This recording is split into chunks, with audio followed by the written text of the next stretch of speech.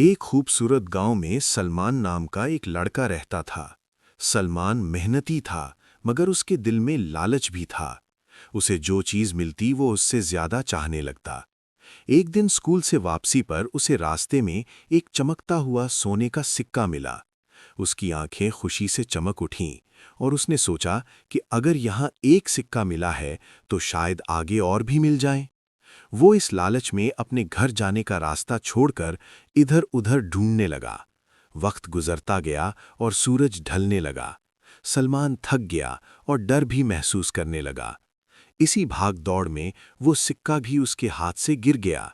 جب اس نے دیکھا کہ سکہ غائب ہے تو اس کی آنکھوں میں آنسو آ گئے اور اسے احساس ہوا کہ لالچ کی وجہ سے اس نے جو ملا تھا وہ بھی کھو دیا ہے۔